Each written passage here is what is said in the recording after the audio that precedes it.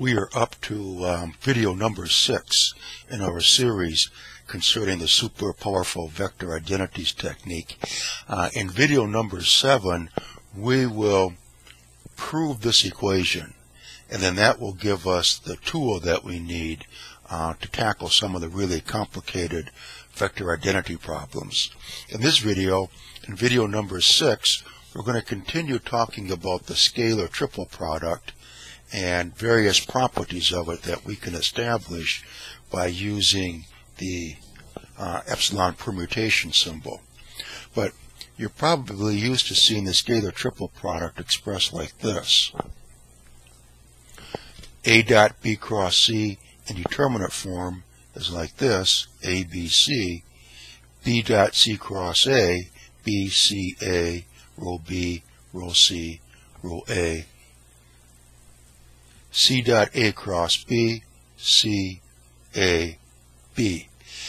All these determinants are equal to each other because in each case the rows have been shuffled around an even number of times. And when you shuffle the rows of any determinant an even number of times, the sign doesn't change. If we do it an odd number of times, then the sign of the determinant does change. Now, a way of abbreviating these expressions is just, you probably are used to seeing it like this too, ABC, BCA, CAB. ABC is A dot B cross C, BCA would be B dot C cross A, and CAB would be C dot A cross B. Now, if we have, say, this kind of situation, A dot C cross B, in determinant form, it is this, but this determinant compared to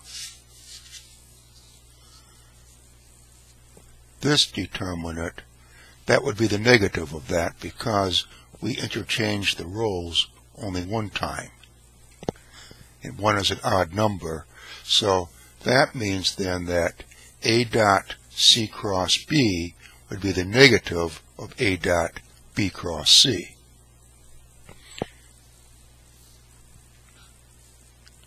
And that's what we have here.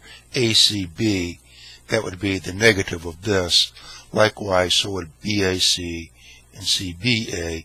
In each case, we shuffled these letters around an odd number of times, giving us this negative sign. So, that you're probably used to seeing when you're working with the scalar triple product. We want to prove those same set of relationships using the permutation symbol. And remember how we did it in the previous video. Say we have A dot B cross C. We're taking a dot product between two vectors, vector A, and the cross product here gives us another vector.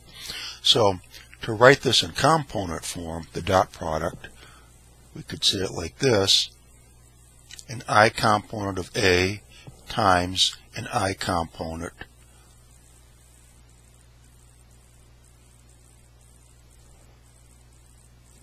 of that vector. Remember, right from the very first video, we said if you're taking the dot product between two vectors, you could express it like this. When we sum over that repeated index, that gives us C1 D1 plus C2 D2 plus C3 D3.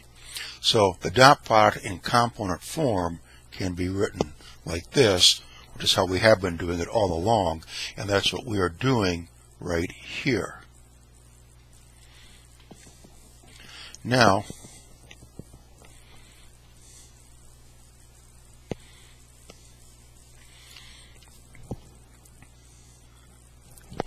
our vectors ABC, we can write like this.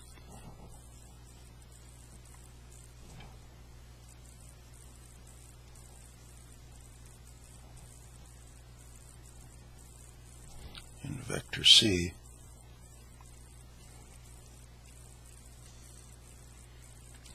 Again, we've been doing that since the very first video. But now, what is B cross C? Now we're going to express that in using our epsilon permutation symbol. B cross C equals epsilon B C, and we have some unit vector. And as we've explained in the previous videos now, we're using indexes J and K. So this has to be I. We discussed that in our previous video. So this is J, K, I. And notice now that this expression right here,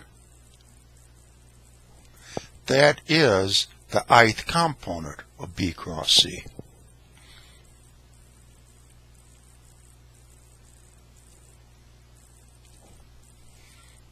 In fact, we're just writing then that this vector B cross C is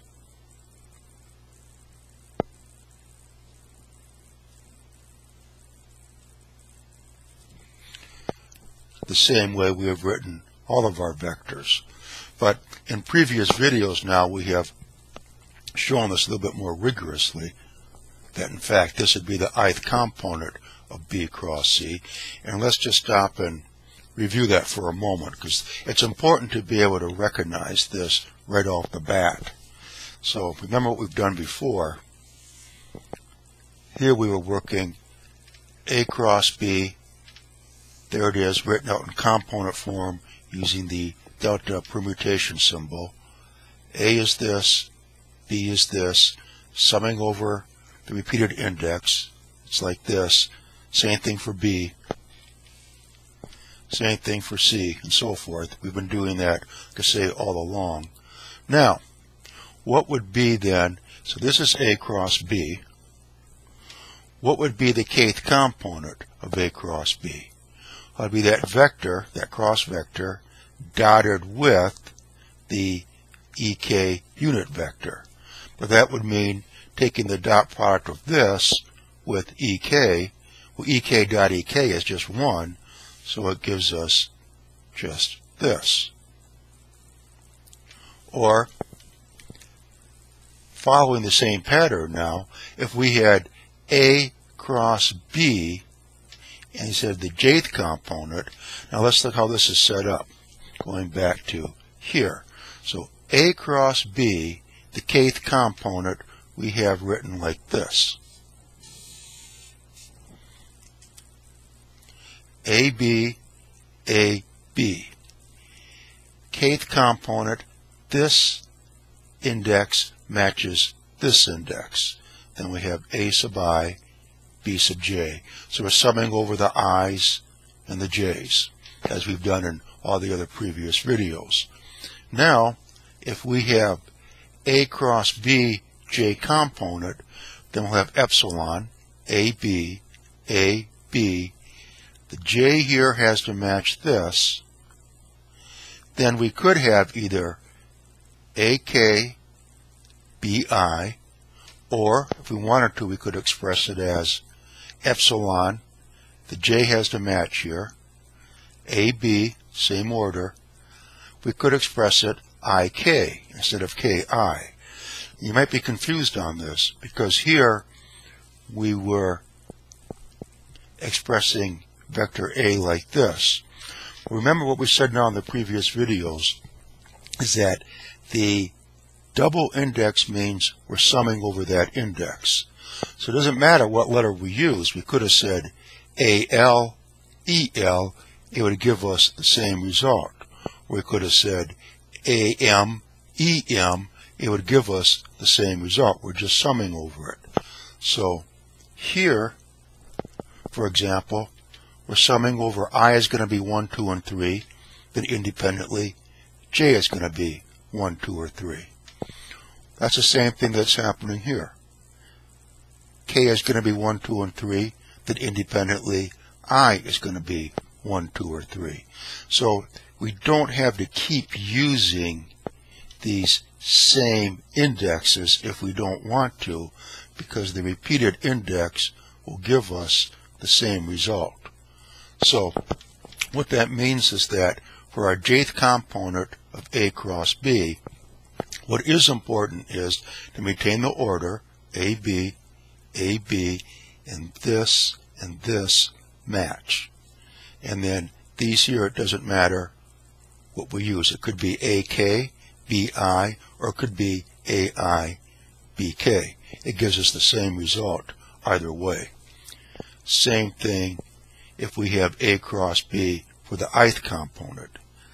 This and this match, then we could have AJ, BK, or this and this match, and we could have AK, BJ. Doesn't make any difference. We're just summing over these. What is important is to have the order A, B, and have this match this. Or the other way of thinking of it is going back to what we have right here, is that here we have JK, and ignoring this, what's the missing letter? I. So this would be B cross C, I component of that. And again, it's consistent with what we've done, and we're saying, well, this would be equal to B cross C, ith component times EI. Okay, so what that means then is that when we want to express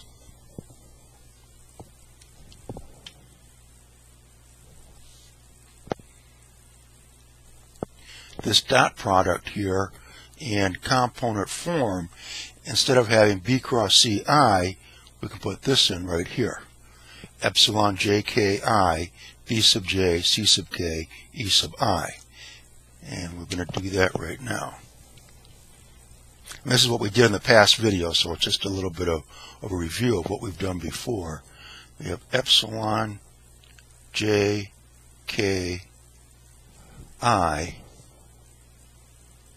B sub J, C sub K.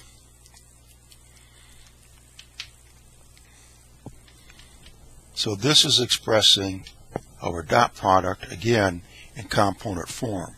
And if we want, we can take the A and put it right inside here. Again, we can do this because these are components of vectors, which means they're scalars. And of course, what we're doing is we're assigning numbers to these and then multiplying them together. But the order in which we do that doesn't matter. Doesn't matter the order in which you multiply and add scalars. You get the same result either way. So we can take this and put it in here.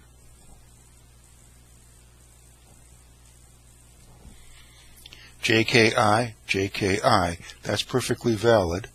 And take it away from here. So this is equivalent then to the scalar triple product of ABC. Now we can do some maneuvering around at this point. We can shuffle these scalars around because they are scalars, but shuffling them around does have consequences. Now remember how it works for the permutation symbol. IJK, JKI, KIJ, those are all equal to each other. So here we could write this as epsilon IJK.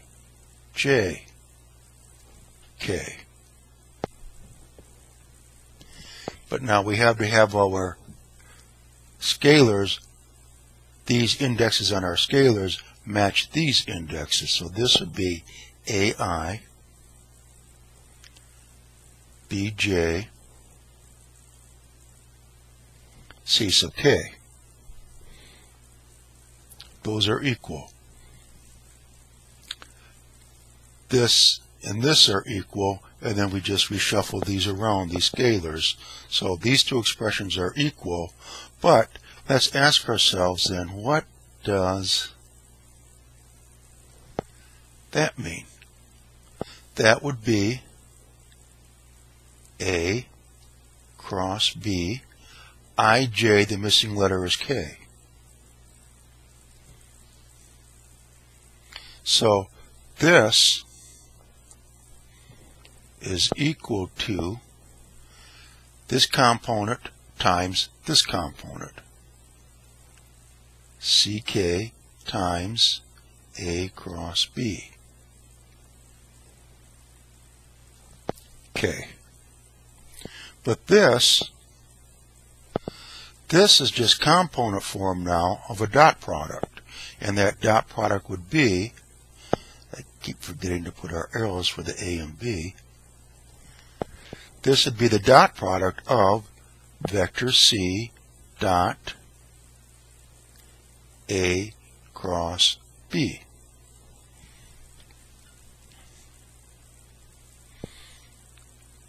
This is component form for this expression. So what we have then is that A dot B cross C equals C dot A cross B. So we have proven that using the properties of our epsilon permutation symbol. We had this expression, but epsilon jki, that has a value of +1, but so does epsilon ijk. So these are equal to each other. So we could say, well, this is the same as this, but when we do that, we have to have our indexes matching, which means we have to change the order of these scalars. But that's fine. That's a valid step because all we're doing is multiplying scalars together. It doesn't matter which order you do that in. So we can write it like that. Then the next critical moment is looking at this and realizing what we just did over here, we just went through previously, realizing that this is a kth component of vector A cross vector B. A, B, I, J, the missing letter is K. So here we have component C, or a K component of our C vector, and here we have a kth component of the cross vector A cross B. And that then is just the component form of the dot product of vector C dot A cross B. And that equals this. So we have proven that using the properties of the permutation symbol.